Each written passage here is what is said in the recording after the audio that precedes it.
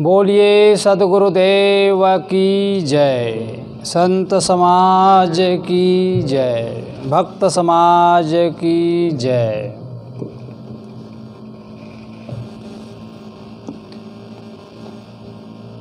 अभी हम सब बहुत देर से भजन श्रवण कर रहे थे।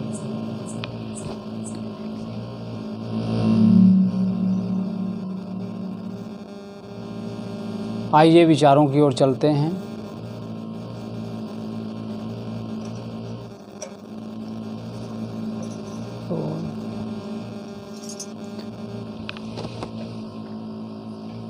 बीजक में सद्गुरु कबीर कहते हैं,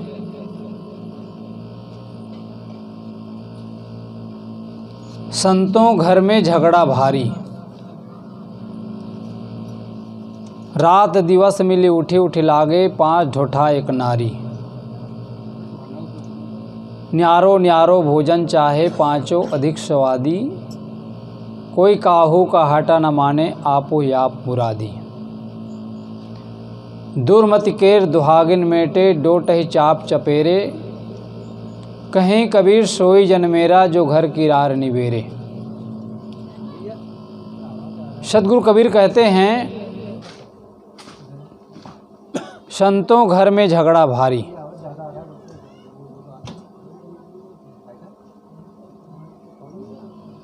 संतों घर में झगड़ा भारी।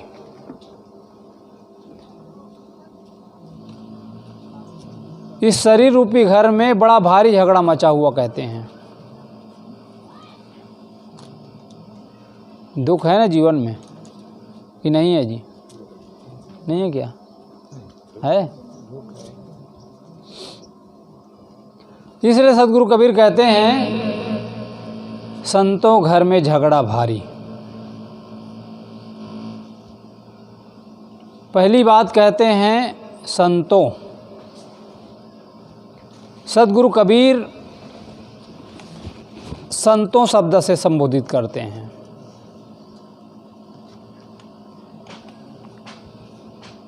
संतों शब्द से संबोधित करते हैं, योगी शब्द से संबोधित करते हैं, अवधूत कई प्रकार से विशेषण लगाते हैं। वह केवल संतों शब्द कह करके केवल जो साधु संत है उसी को ही साधु संत नहीं कहते। वो इतने सरल थे कि आम जनता को भी संत कहते हैं।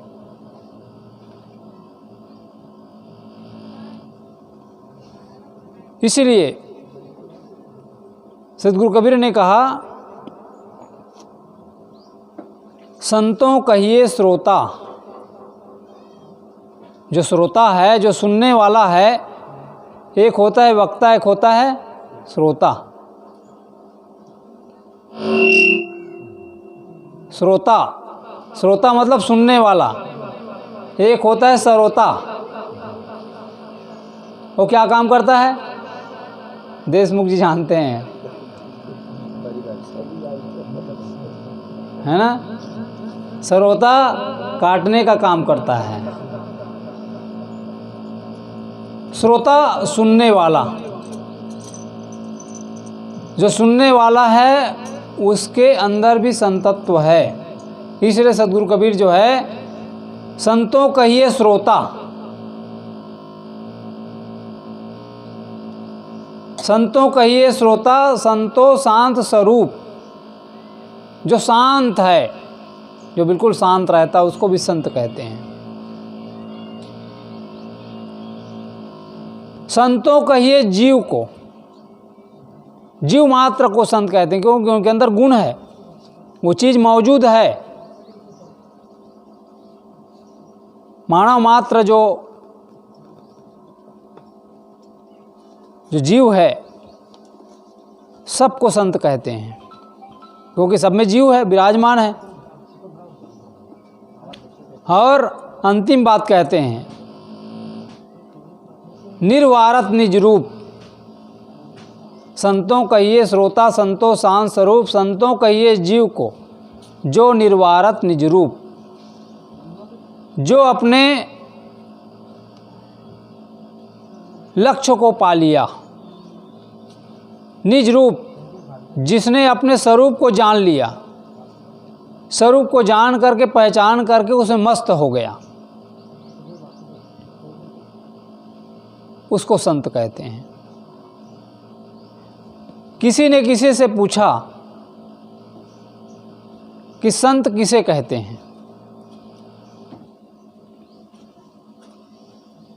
तो उत्तरदाता ने कहा संत उसे कहते हैं जो दुखी ना होता हो। अंतिम बात, जो दुखी ना होता है वो संत है। अब यही सत्य है। आइए मूल बात पे आएं। तो सद्गुरु कबीर साहब कहते हैं संतों घर में झगड़ा भारी। अब घर किसे कहते हैं? एक होता है घर और एक होता है मकान। घर और मकान में अंतर है, घर मकान एक नहीं है। मकान किसको कहते हैं? मकान कहते हैं जो ईंटा, सीमेंट, चूना, पत्थर, लोहा, रेत इत्यादि से जो मकान बनाया जाता है उसको कहते हैं मकान। लेकिन घर वो नहीं है। जब तक वहाँ आदमी निवास नहीं करता है तब तक उसको घर नहीं कहा जा सकता। कहते हैं क्या? लोग कहते हैं कि आपका मकान बहुत अच्छा बना, कोई कहता है कि घर अच्छा बना आपका करके। वो घर नहीं है, वो शमशान है। जब तक वहाँ आदमी नहीं है तब तक उसको क्या कहते हैं? अरे वो भूत बंगला जैसा हो गया है। कोई कहता है क्या घर? तो घर किसे कहते हैं?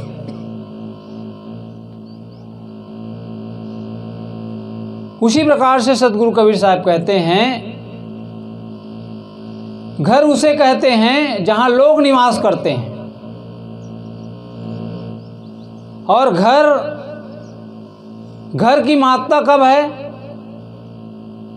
घर की महत्ता जब है जब उस घर के रहने वाले लोग अच्छे हों, तब उस मकान की कीमत है। नहीं तो लोग क्या कहेंगे? कोई अच्छा से घर बनाया है लाखों रुपया लगा करके, लेकिन वहाँ के आदमी अच्छे नहीं है, तो कोई उस घर में जाना पसंद करेगा? आकाशे जी, पसंद करेगा? वहाँ आदमी पसंद नहीं करेगा। लेकिन कोई आदमी टीना टप्पर का ही बनाया हो लेकिन आदमी अच्छा है तो हर आदमी उस घर में जाना पसंद करेगा। लेकिन वो बड़े वाले घर में पसंद नहीं करेगा। वो कहते हैं एक आदमी रात्रि में अपने गांव आ रहा था, शहर गया रहा होगा, तो खूब बारिश होने लगी, पानी गिरने लगा, खूब तूफान आने लगा और ठंडी भी लग रही थी। एक मकान दिखाई दिया, बहुत बड़ा मकान। घर मालिक को दरवाज़ा खटखटाया, कोई है? दरवाज़ा तो खोला मालिक ने, लेकिन जो ही खोला उस व्यक्ति ने कहा कि भैया मैं कुछ देर निवास करना चाहता हूँ, यहाँ पानी गिर रहा है, हवा चल रही है, ठंडी लग रहा है। उसने कहा कोई जगह नहीं है, चले जाओ। आगे बढ़े तो एक झोपड़ी थी, उसमें एक संत रहते थे। वह झोपड़ी इतनी छोटी थी, मात्र एक आदमी रह सकता था डबल का कोई गुंजाइश नहीं था उसमें। दरवाज़ा खटखटाया, संत ने दरवाज़ा खोला। दो ही दरवाज़ा खोला, वह जो व्यक्ति था उन्होंने याचना किया कि पानी गिर रहा है, हवा चल रही है, ठंडी लग रही है, मैं कुछ देर निवास करना चाहता हूँ, रात भर रहना चाहता हूँ, पानी छोड़ेगा मैं चला जाऊँगा। संत ने कहा, बेटा यह कुटिया इतनी छोटी है, इसमें मैं अकेला ही सो सकता हूँ, दो आदमी के लिए जगह नहीं है। उसने कहा, संत ने, लेकिन कोई बात नहीं, तुम आ गए तो हम दोनों बैठ कर के रात बिता लेंगे, सोएंगे नहीं। सोने के लिए सिर्फ एक आदमी का है, लेकिन दो आदमी बैठ कर के रात गुजार देंगे। बैठे ही थे, आपस में चर्चा कर रहे थे। थोड़ी देर बाद तीसरा आदमी आ गया, दरवाज़ा खटखटाया, संत ने दरवाज़ा खोला। उसने भी याचना किया कि पानी गिर रहा है, तूफान चल रहा है, ठंडी लग रही है, मैं यहाँ निवास करना चाहता हूँ। उसने कहा, रहने के लिए एक अकेले की जगह है, अकेले ही सो सकता है, लेकिन एक आदमी और आ गया तो हम लोग दोनों रात गुजार रहे हैं। अब तुम आ गए, कोई बात नहीं, खड़े होकर के रात गुजार लेंगे। और तीनों खड़े होकर के रात बिता दिया। अब देखिए उसका दिल, मकान भले छोटा हो लेकिन आदमी का दिल बड़ा होना चाहिए, वो घर कहलाता है। उसी प्रकार से जीवन में यानी आनंद नहीं है, प्रसन्नता नहीं है जीवन में, घर में परिवार में एक दूसरे के साथ सुंदर व्यवहार नहीं है, तो घर बेकार है, जीवन बेकार हो जाएगा। तो जहां लोग रहते हैं उसको घर कहते हैं। उसी प्रकार सदगुरु कबीर साहब कह रहे हैं, संतों घर में झगड़ा भारी। झगड़ा तो घर में ही होता है ना, क्योंकि सदगुरु कबीर भी तो इसी संसार में रहते थे और लोगों के बीच उनका आना जाना होता था, तो भी आम लोगों की बात करेंगे। तो सदगुरु कबीर साहब कहते हैं, संतों घर में झगड़ा भारी। उसी प्रकार से यह घर, यह मानव शरीर भी एक घर है, इसमें बड़ा भारी झगड़ा मचा हुआ है। मन में ही तो झगड़ा मचा ना, हमेशा हमेशा दुखी रहता है आदमी, मुंह एकदम लटकाया रहता है, सुखी दिखाई देता ही नहीं है।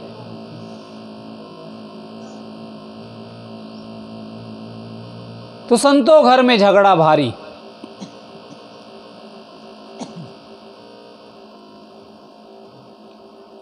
संसार में देखा जाता है झगड़ा क्यों है।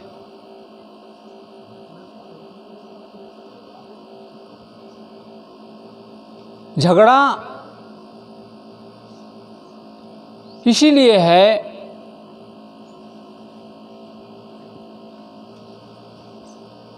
कि हम जो है बाहर के झगड़ा को भीतर ले आते हैं। बाहर के झगड़ा को यदि भीतर न लाएं तो झगड़ा होगा क्या? झगड़ा होगा ही नहीं। कहते हैं लोग नौकरी करते ही हैं, लोग किसी न किसी के पास जाते हैं, चाहे सेठ के पास जाए या सरकारी नौकरी करते हैं तो दफ्तर में उससे और हेड होता है। अब उसने कुछ बात कह दिया, वहाँ तो सुन लेगा ज़रूर वो, लेकिन जब घर आता है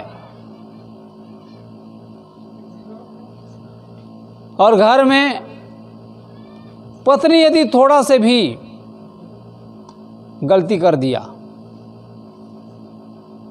चाय बनाने के लिए बोला, चाय बनाने में थोड़ा से यदि देरी हो गई तो पत्नी पर बरस जाएगा वो। ऑफिस का, दफ्तर का जो झगड़ा है ना, उसको कहाँ उड़ेलता है? घर में। उस घर में शांति होगी क्या? झगड़ा वहीं से स्टार्ट होना शुरू होता है। इसलिए बाहर के झगड़े को हम भीतर न लाएं यदि शांति चाहते हैं तो।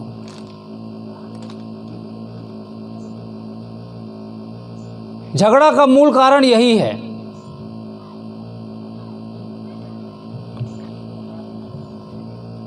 जापान के जो हिरोशिमा और नागासाकी, दो शहर, जिसमें उस समय के जो तत्कालिक प्रधानमंत्री थे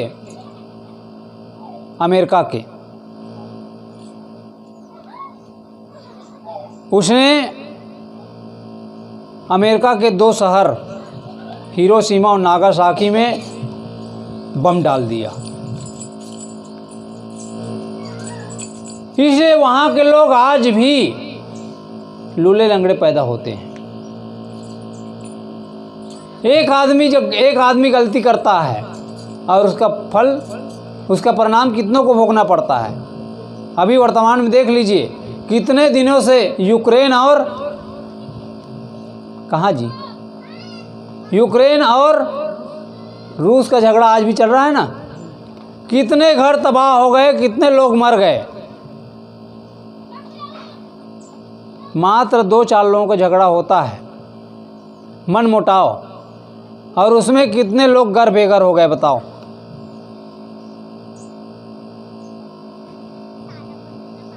बाद में कोई दम नहीं होती है।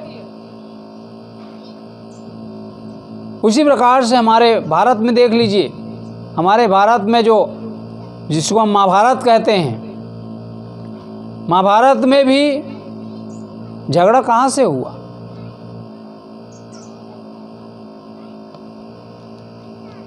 जिसको तामसी कहते हैं, भीमसेन पांडव, उसने यहाँ तक कह दिया था कि हटाओ, लड़ेंगे नहीं। जब दुर्योधन सुई का नोक भी देना नहीं चाहता है बिना युद्ध के, उसको भी नकार दिया था। लेकिन द्रौपदी क्या कहती है? द्रौपदी कहती है, मेरे प्रतिज्ञा का क्या होगा, लड़ना होगा तुम लोगों को।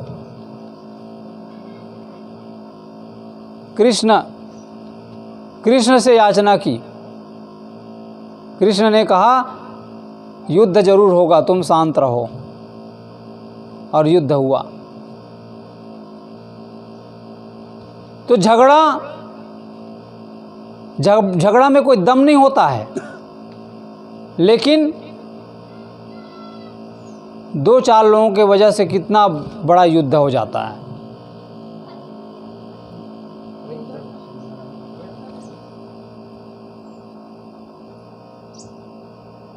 घर में, परिवार में क्यों नहीं बनता है? पड़ोसी के साथ क्यों नहीं बनता? पत्नी के साथ क्यों नहीं बनता? माता पिता के साथ क्यों नहीं बनता? भाई के साथ क्यों नहीं बनता है? क्योंकि भीतर झगड़ा है। बाहर के झगड़ा को तो आदमी शांत कर लेता है, लेकिन भीतर के झगड़ा ज्यों का बना का बना रह जाता है। बाहर झगड़ा हो और लोग आकर के समझा देते हैं कि भैया ऐसा ना करो, लेकिन भीतर तो रख लिया मन में वो झगड़ा कैसे शांत होगा? असली झगड़ा तो वही है, शांत उसी को करना है, लेकिन वो ज्यों का त्यों बना रहता है। मेरे को अमुक ने ऐसा कहा था, 20 साल हो गया, लेकिन आज भी उस बात को ज्यों के त्यों रखा है। आदमी को किस प्रकार से होना चाहिए? 3 प्रकार के बुद्धि वाले होते हैं, 3 प्रकार के लोग होते हैं। एक होता है जो पानी की लकीर के समान, जैसे पानी से हम लकीर खींच दें और कुछ देर के बाद मिट जाता है, वाष्पीकृत हो जाता है। कुछ दिखाई देता है क्या? कुछ भी नहीं दिखाई देता। उसी प्रकार से कुछ लोग जो है उसी तरह होते हैं, जिसको कुछ कह दो ना तो वो माइंड में रखता नहीं है, ज्यों कि त्यों हो जाता है। एक कान से सुने दूसरा कान से निकाल दे, वो व्यक्ति सुखी होता है। और एक व्यक्ति होता है बालू में जैसे लाइन खींच दें तो कितना देर तक रहता है? हवा आई और बराबर हो गया, पता चलता है क्या? पता नहीं चलता, कुछ देर का होता है वो। और एक होता है पत्थर की लकीर, और पत्थर की लकीर होता है वो बड़ा खतरनाक होता है। एक बार जो हो गया, लकीर खींच दिया, मैं लकीर खींच दिया, भाई इधर नहीं आ सकता, बस हो गया तो हो गया। मेरे को ऐसा कहा था, 25 साल हो गए उस बात को बीते, लेकिन आज भी उसको रखा हुआ है। तो झगड़ा मन में है ना, उसको मिटाना है, उसको आदमी मिटाता नहीं है। पड़ोसी की बात होती है, पड़ोसी को कोई आदमी पड़ोसी की प्रशंसा कर दिया, अरे तुम्हारा पड़ोसी बहुत पढ़ा लिखा है, बहुत अच्छा है, तो क्या कहता है? अरे क्या खाक अच्छा है, वो पूरा गधा है, कोई विद्वान नहीं है, वो पूरा गधा। कहते हैं काशी से 2 ब्राह्मण बंधु पढ़ करके अपने घर जा रहे थे, वापस बनारस से निकले। बनारस से जो ही निकले 10-20 किलोमीटर में, क्योंकि उस समय गाड़ी मोटर तो था ही नहीं, पैदल का ज़माना था, पैदल चलते थे। यात्रा करते करते एक गांव में रात हो गई, शाम हो गई, एक परिचित के यहाँ रुक गए। जब भोजन बनाने लगे, एक भोजन बनाने लगे और दूसरा जो है स्नान करने के लिए चले गए। तो गृहपति ने कहा, अच्छा ये बताओ,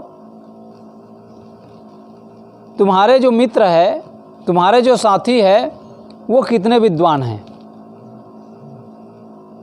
तुम्हारे जो साथी है वो कितने विद्वान हैं?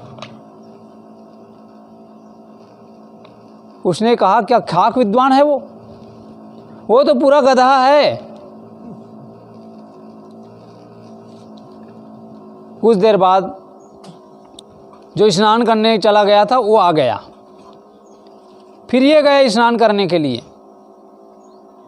ये भोजन बनाने लगे। तो गृहपति ने पूछा, भैया ये बताओ तुम्हारे मित्र कितने विद्वान हैं, जो अभी गए हैं वो कितने विद्वान हैं? तो कहते हैं कि खाक विद्वान है, वो तो पूरा बैल है, बैल।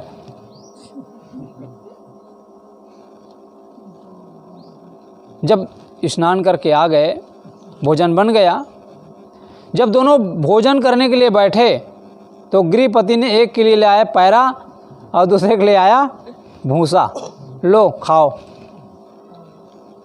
तो उन दोनों ने कहा, ये क्या है? उसने कहा, बैल और गधा को क्या दिया जाता है? बैल और गधा को घास और भूसा ही तो दिया जाता है। तो आदमी जो है एक दूसरे की प्रशंसा नहीं करना चाहता, एक दूसरे को बर्दाश्त ही नहीं कर सकता है। क्यों? क्योंकि झगड़ा भीतर है ना। शांत करना है भीतर के झगड़े को, वही चीज आदमी नहीं कर रहा। इसी कारण से आदमी के जीवन में दुख भरा हुआ है। तो सदगुरु कबीर साहब कहते हैं, संतो घर में झगड़ा भारी, रात दिवस मिली उठी उठी लागे, 5 ढोठा एक नारी।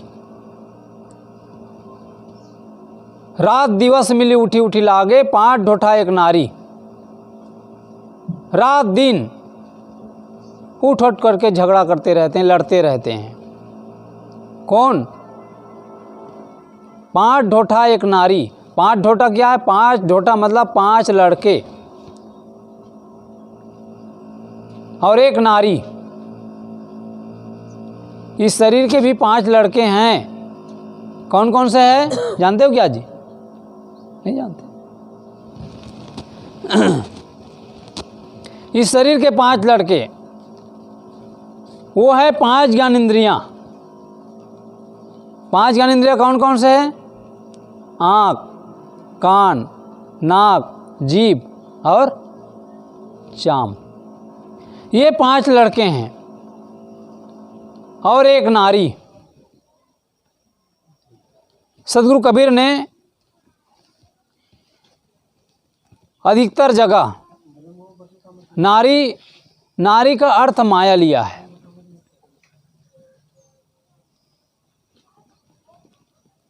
माया लोगों ने मार रखा है कि माया का मतलब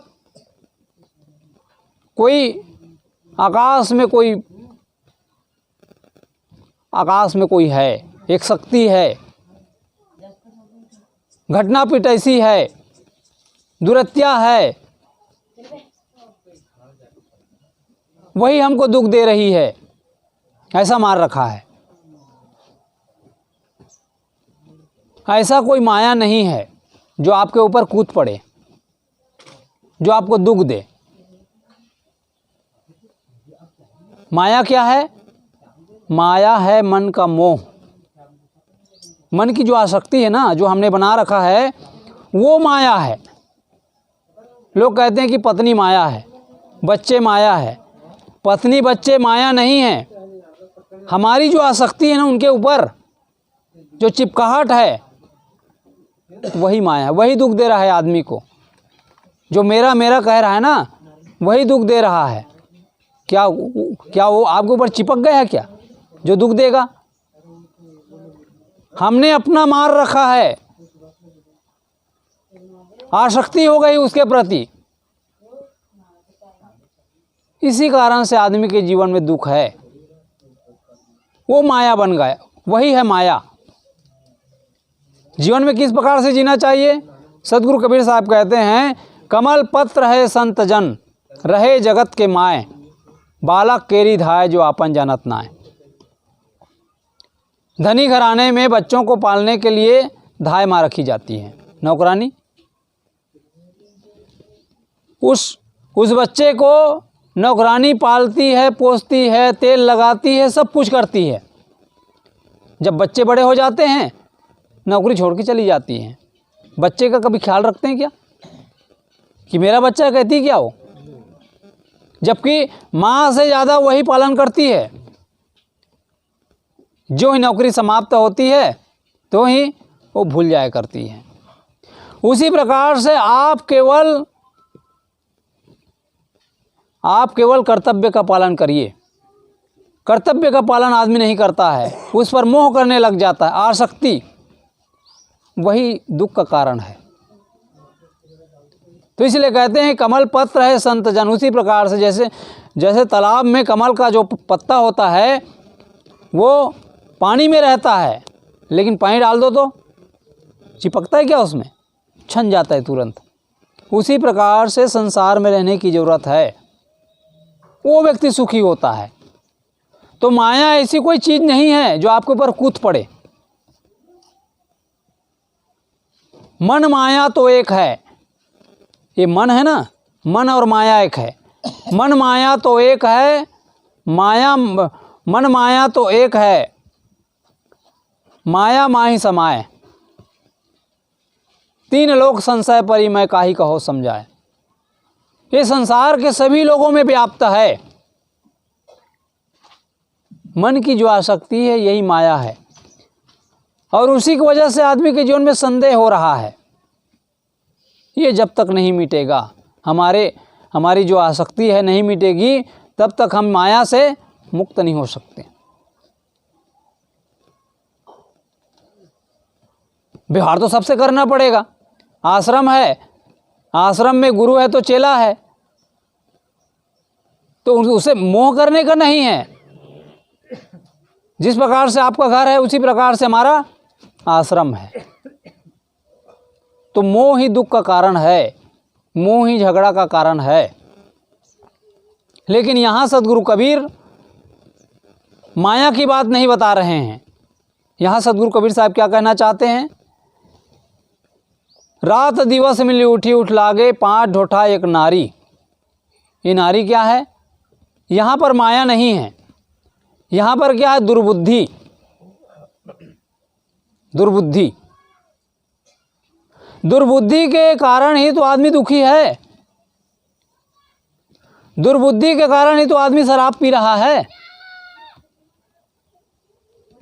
दुर्बुद्धि के कारण आदमी तंबाकू खा रहा है, बीड़ी पी रहा है, नाना कर्म कर रहा है, नहीं खाने योग्य चीज़ों को खा रहा है, नहीं पीने योग्य चीज़ों को पी रहा है, गलत गलत काम कर रहा है।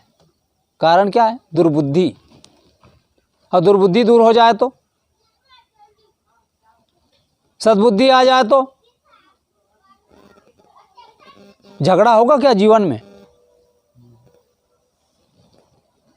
घर में, परिवार में कोई आदमी, एक आदमी यदि शराब पीता है ना, पूरे घर में तहलका मचा देता है, पूरे घर की शांति भंग हो जाती है। बाहर से एक यदि बहू आती है, बहू यदि झगड़ेल है, पूरे घर में अशांति फैल जाती है। ये दुर्बुद्धि का परिणाम है। तो पांच ढोठा एक नारी।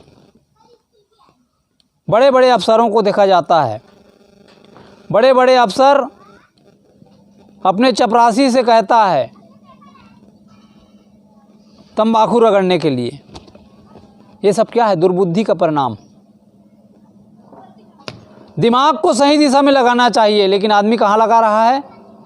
गलत दिशा की ओर लगा रहा है। आज माँ बाप बच्चे को पढ़ाते हैं, लिखाते हैं, योग्य तो बनाना चाहते हैं, इंजीनियर बनाना चाहते हैं, कलेक्टर बनाना चाहते हैं, सब कुछ बनाना चाहते हैं, लेकिन हमारे बेटे के अंदर सद्बुद्धि आए कोई चाह रहा है? पढ़ा लिखा करके जरूर कुछ बना सकता है, लेकिन सद्बुद्धि आए ये नहीं चाहता है। जब तक सद्बुद्धि नहीं होगी, जीवन में शांति नहीं मिलेगी। इसलिए सद्बुद्धि की जरूरत है जीवन में। आदमी के पास आज शरीर बल है, धन बल है, शासन बल है, स्वामित्व बल है, सारे बल मौजूद है, लेकिन दुर्बुद्धि है ना।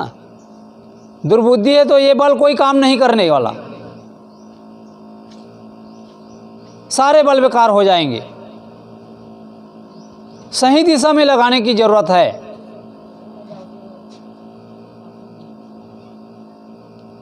जहां दुर्बुद्धि आएगी वहां विनाश निश्चित है। विनाश काले विपरीत बुद्धि कहते हैं। दुर्बुद्धि को दूर करना है तो सद्बुद्धि में मन को लगाना पड़ेगा। आज जितना भी विकास देखा जा रहा है, जितना भी विकास, सारे विकास का परिणाम है सद्बुद्धि। आज और ये काम कब हो सकता है? बुढ़ापा में। बाबा, बुढ़ापा में होगा। कब होगा? ये सब काम जवानी की चीज़ है। जब तक शरीर चल रहा है ना, तभी तक आप कर सकते हो। जवान आज हमारे देश की रक्षा कर रहा है, ये जवानी की चीज़ है। बड़े बड़े आज काम हो रहे हैं, ये सब जवानी में करते हैं। इसलिए सद्बुद्धि चाहिए हमारे जीवन में। दुखों से बचना है तो दुर्बुद्धि को त्याग करना पड़ेगा। इसलिए सत्संग की जरूरत है। कहते हैं लादेन, लादेन का नाम सुने हो ना? लादेन जो मारा गया, अमेरिका के जो राष्ट्रपति ओबामा, उन्होंने उसको मरवाया था। जब मारा गया, उनके बुद्धि का रिसर्च किया गया तो कहते हैं कि उनके अंदर 4 इंजीनियर की बुद्धि थी। 4 इंजीनियर की बुद्धि उसके पास। यदि वही चीज सद्बुद्धि में लगता तो वो एक बुद्ध बन सकता था, कबीर की तरह बन सकता था, महावीर की तरह वो बन सकता था। लेकिन कहाँ लगाया? दुर्बुद्धि में। इसीलिए जब भी बात आती है, गिने चुने लोगों की बात आती है जिनसे हम ज्ञान प्राप्त करते हैं, बुद्ध, कबीर, महावीर, दयानंद सरस्वती, विवेकानंद स्वामी, नानक, मोहम्मद, ऐसे कुछ ही नाम गिने जाते हैं।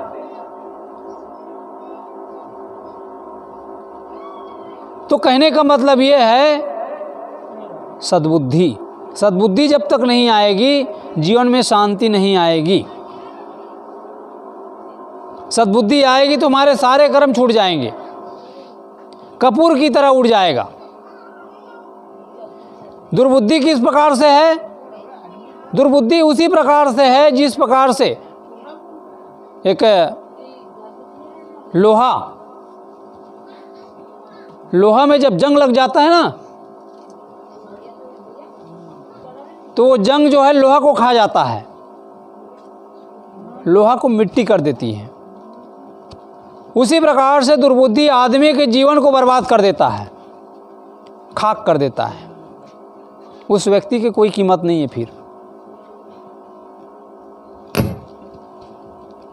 इसलिए यहां सदगुरु कबीर साहब कह रहे हैं, दुर्बुद्धि रूपी नारी। झगड़ा का मूल कारण दुर्बुद्धि है। इसलिए रामायण में कहा गया है, जहां सुमति तहां संपत्ति नाना। जहां सुमति तहां संपत्ति नाना, जहां कुमति तहां विपत निधाना। जहां कुमति है, जहां दुर्बुद्धि है, वहीं विपत्ति आएगी। और जहां सुमति, वहां जहां एक मत है, वहां जो चीज आप चाहेंगे वो चीज हो सकता है। वह घर हमेशा आनंद से भरा हुआ होता है, दिनों दिन उत्तरोत्तर बढ़ता रहता है, कोई चीज़ की कमी नहीं रहती उस घर में। इसलिए जीवन में सद्बुद्धि की आवश्यकता है। सत्संग से मिलता क्या है? क्या मिलता है सत्संग से जी? लोग स्कूल जाते हैं पढ़ने के लिए, कॉलेज जाते हैं, वो डिग्री प्राप्त करने के लिए जाते हैं। लोग खेती करते हैं। क्या इस गांव में इतने लोग हैं क्या?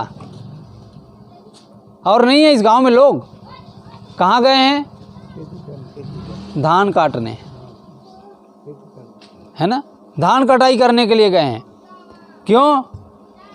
धान काटेंगे तो पैसा मिलेगा।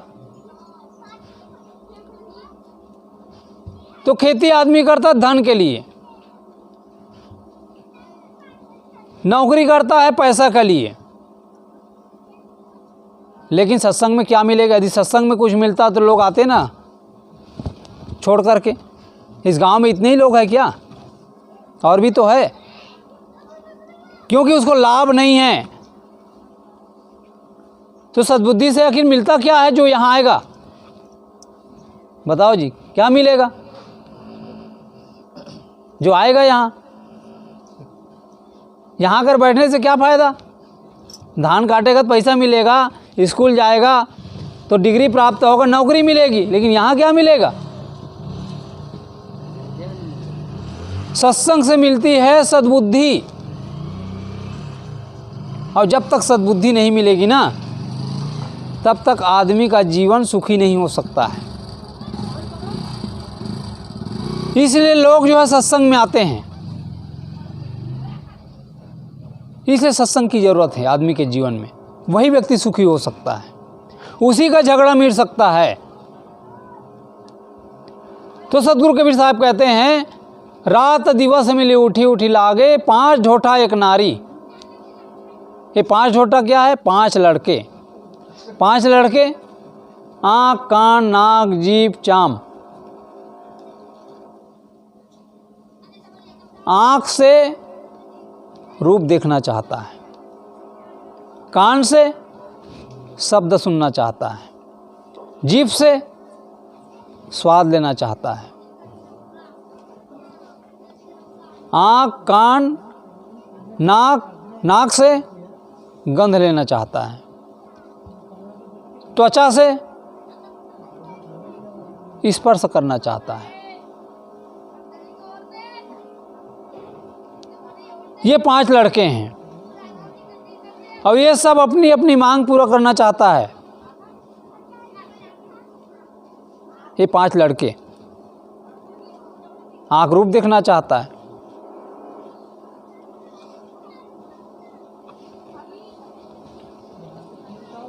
जो चीज़ आपके मन में आए वो चीज़ आप देख सकते हो। आप दुखी हो जाओगे, आपके मन में जो चीज़ आएगा वो चीज़ करने लग जाओगे तो सेंट्रल जेल की हवा खाना पड़ेगा। पड़ेगा कि नहीं पड़ेगा? जो चीज़ आप बोल रहे हो मुख से, जिभ से, जो मन में आए वो बोल दोगे क्या? नहीं बोल सकते, डंडे खा जाओगे। हमारे मुख में 32 दांत है, लेकिन एक जीभ है। जीभ कहती है तुम 32 हो,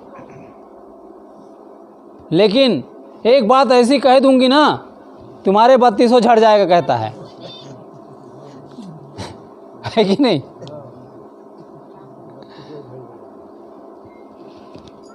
तो शब्द, ऐसे शब्द हम नहीं बोल सकते। सभी अपनी अपनी तरह से चाह रहा है, लेकिन नियम के अनुसार से चलना पड़ेगा। तो रात दिवस मिली उठी उठी लागे, 5 ढोठा एक नारी। ये 5 लड़के हैं। न्यारो न्यारो भोजन चाहे, रात दिवस मिली उठी उठी लागे, 5 ढोठा एक नारी।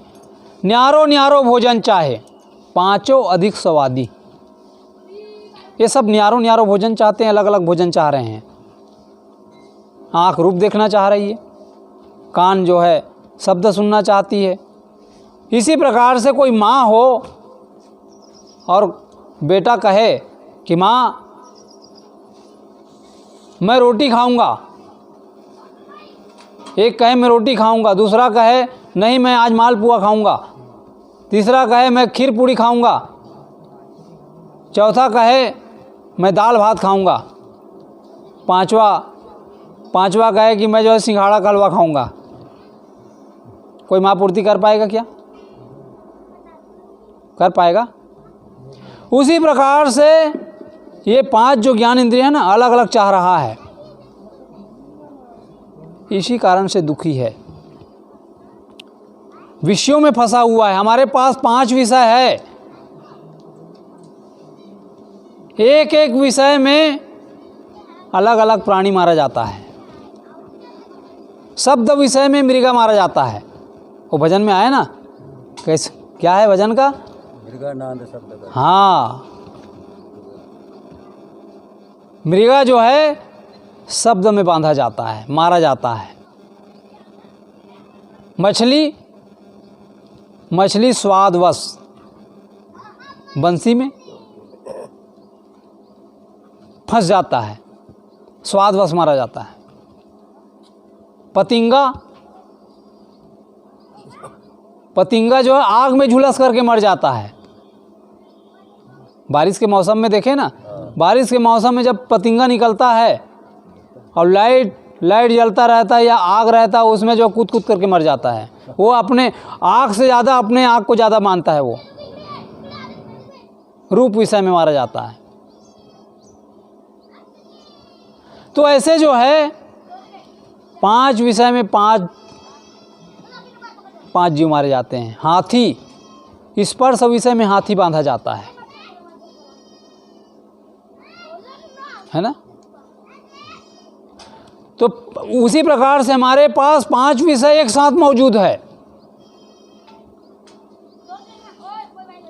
लेकिन कंट्रोल किसको करना है? कंट्रोल करना पड़ेगा मन को। मूल गहे ते काम है, सदगुरु कबीर ने कहा है, मूल गहे ते काम है, तय मत भरम भुलाओ, मन सायर मनसा लहरी, बहे कतहु मत जाओ। मूल को समझे। हमारा मूल मन है। जिस प्रकार से पेड़ में पानी डालो, जड़ में पानी डालो तो पूरा पेड़ हरा भरा हो जाता है।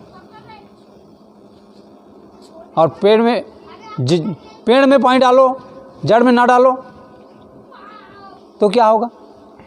पेड़ सूख जाएगा, मर जाएगा। उसी प्रकार से मन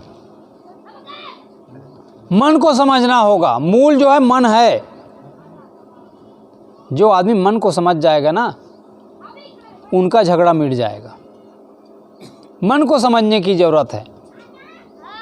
मन को कंट्रोल में कर लिया तो सब कंट्रोल में हो जाएगा। एक साधे सब साधिया, सब साधे एक जाए, जैसे सींचे मूल को फूले फले अगाए।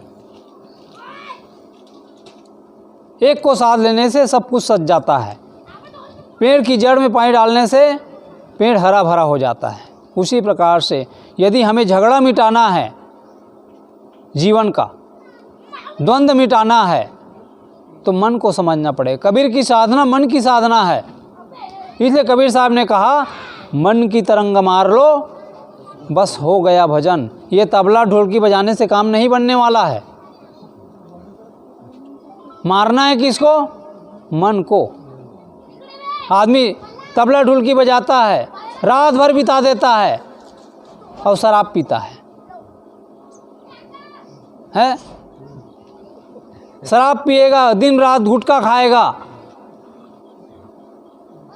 क्या भजन करेगा वो? एक आदमी वो उस दिन मिला, कहे कि मैं कीर्तन करने गया था। अब मुख जो है लाल पीला है एकदम, दांत, और क्या भजन करेगा, क्या कीर्तन करेगा वो? अपने मन को मारा नहीं है, वो कीर्तन करने गया है। वो मारना चाहिए किसको? मन को। भजन कर, वो भजन नहीं है। असली भजन क्या है? असली भजन है मन की तरंग मार लो, बस हो गया भजन। तो उसको तो मारा नहीं, तो कहाँ से भजन होगा? कहाँ से झगड़ा मिटेगा भीतर का? है मिटाना चाहिए झगड़ा भीतर का, लेकिन उसको मिटाया नहीं, बस पीट रहे हैं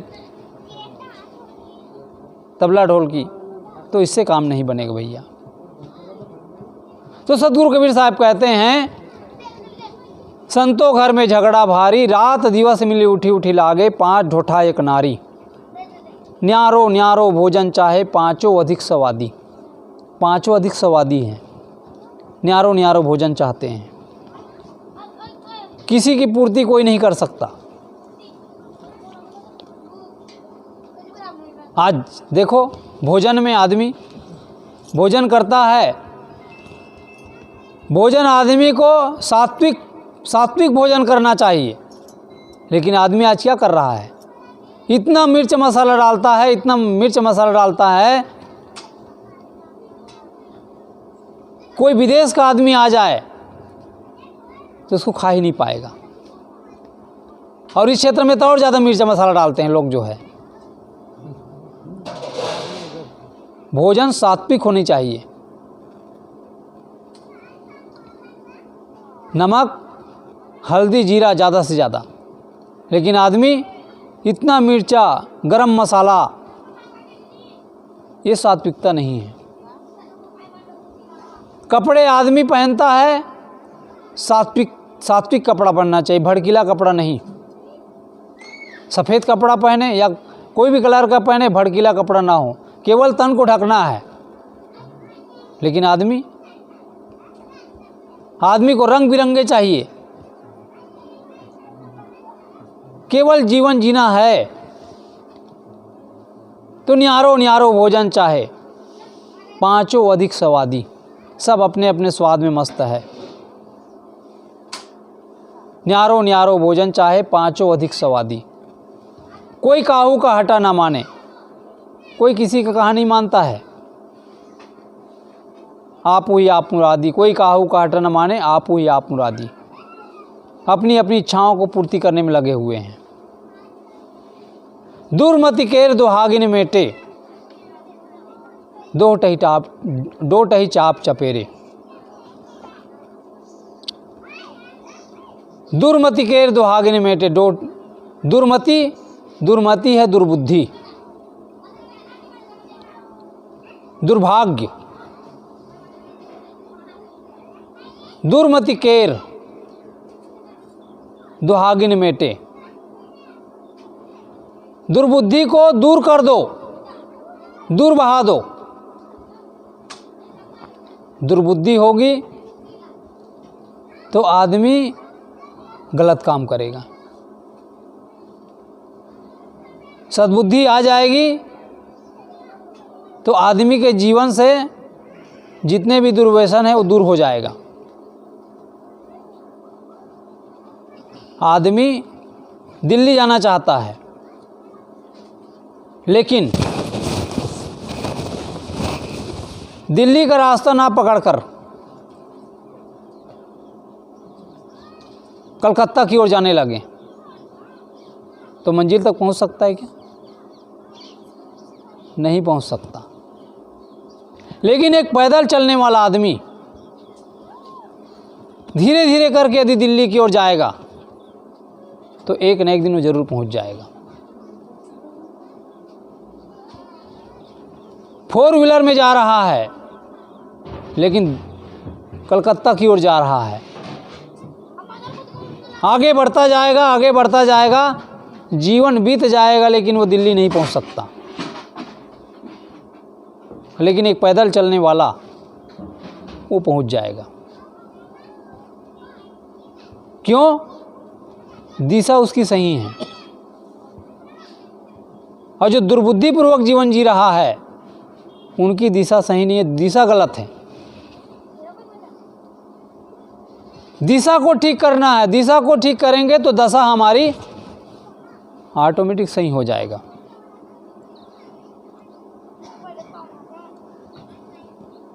आदमी कपड़ा को ठीक करना चाहता है, मकान को ठीक करना चाहता है, गाड़ी को ठीक करना चाहता है, लेकिन जीवन को ठीक करना नहीं चाहता। जबकि चाहिए जीवन को ठीक करने की। आज आदमी के पास डाइनिंग सेट है, सोफा सेट है, टीवी सेट है, बीवी सेट है, लेकिन आदमी के माइंड अपसेट है। सेट किसको करना है? माइंड को। लेकिन सेट किसको कर रहा है? डाइनिंग सेट, टीवी सेट, सब सेट। यहाँ तक कि महिला जो है, मैचिंग का ज़माना चल रहा है आज। सब चीज़ मैचिंग, लेकिन परिवार में एक दूसरे के साथ आज मैचिंग कर रहा है क्या? मैचिंग नहीं कर रहा है। इसीलिए आदमी के जीवन में आज झगड़ा मचा हुआ है, इसीलिए दुख है जीवन में, इसलिए शांति का सामना करना पड़ रहा है। तो दुर्मति केर दुहागिन मेटे, इसको मिटा डालो, पोंछ डालो, तब जीवन में शांति आएगी। दुर्मति केर दुहागिन मेटे, डोटई चाप चपेरे, इसको चाप लगा दो। चाप कहते हैं, चाप एक रोकने को भी कहते हैं। जैसे ट्रैक्टर का जो पहिया है, यदि वो निचला भाग है तो आदमी क्या कहता है, अरे उसमें वो लगा दो। इधर क्या कहते हो जी? टेकनी बोलते हैं। पत्थर लगा दो, टेकनी लगा दो, कुछ भी गुटका लगा दो कहते हैं। है ना, गुटका लगा दो। टेकनी लगा दो। तो उसी प्रकार चाप लगा दो, दबा दो। डोटही चाप चपेरे, इन पांचों लड़कों को चपेरे लगाने की जरूरत है, चाप लगाने की।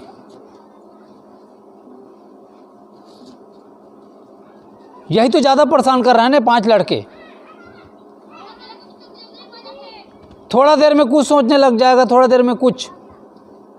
हम यहां बैठे हैं, लेकिन मन कहाँ चला गया है? दूसरा जगह चला गया। बाजार में जूता चप्पल खरीद रहा है, बैठे यहाँ जरूर है, लेकिन जूता चप्पल खोज रहा है वहाँ। केवल हमारे पास केवल 2 आँख नहीं है,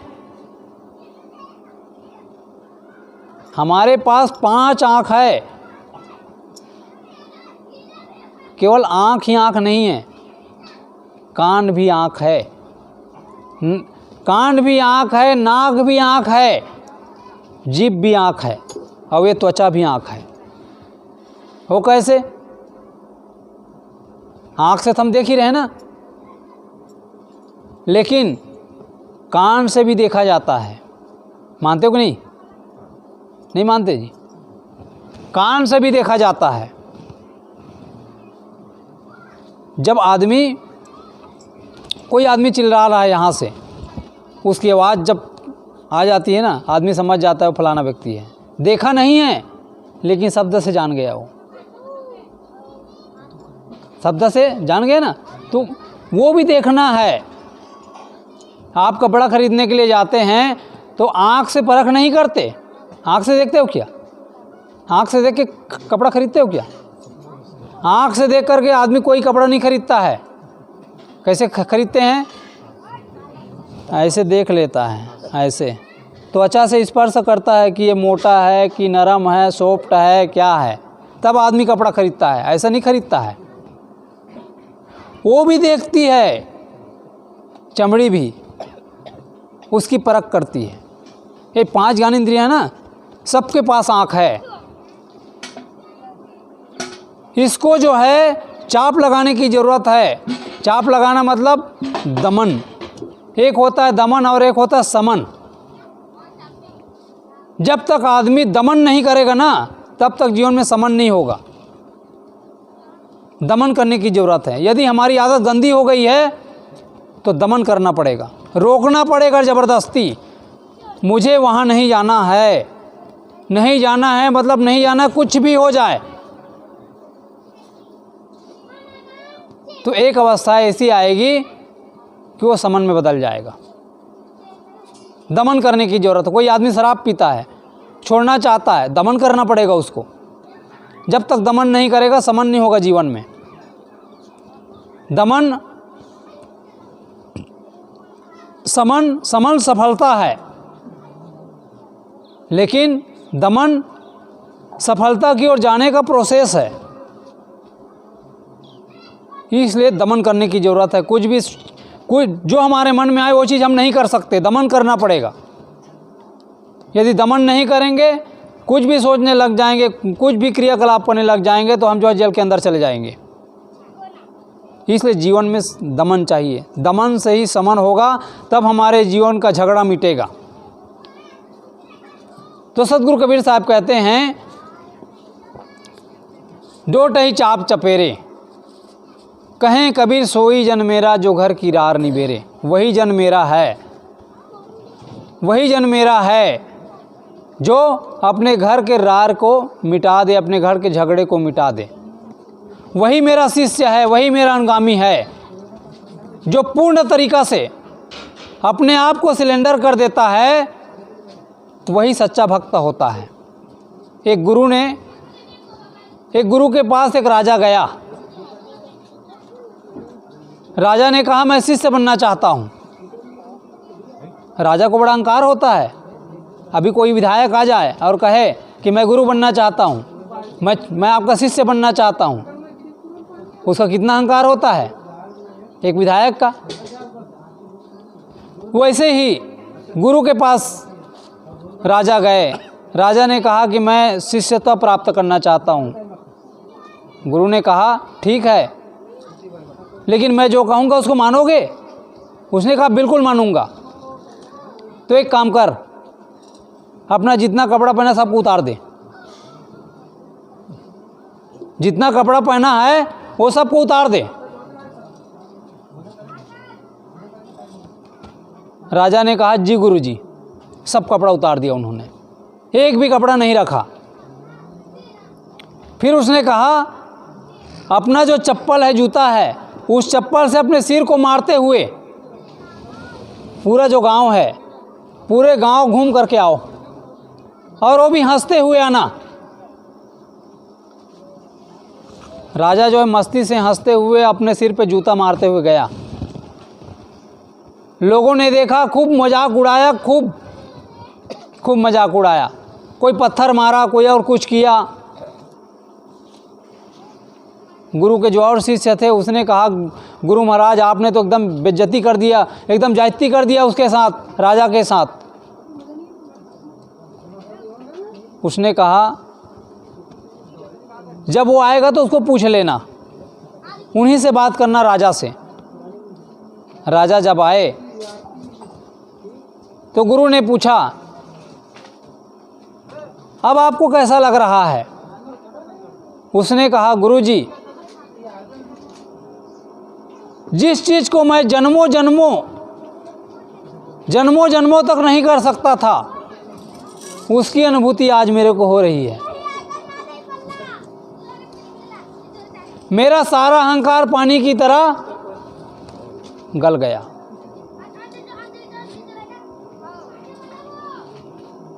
अब मैं राजा जैसा नहीं लग रहा हूं। तो जो आदमी अपने अहंकार को मिटा देगा ना, जो पूरा तल्लीन हो जाएगा, उसी का झगड़ा मिट सकता है। सोई गुरु हम चेला, वही चेला बन सकता है। अहंकार ही तो सबसे बड़ा घातक है, वही तो सबसे बड़ा झगड़ालू है। झगड़ा का मूल घर है अहंकार, और मिटाना उसी को है। तो इसलिए हम आपको चाहिए, यदि झगड़ा मिटाना है तो बाहर के झगड़ा को अपने भीतर न लाएं, तब हमारे जीवन में शांति आएगी, सुख का संचार होगा, जीवन तब आनंदपूर्ण होगा। और समय कर रहा है इंकार, सद्गुरु को नमस्कार, तब होगा बेड़ा पार। बोलिए सद्गुरुदेव की।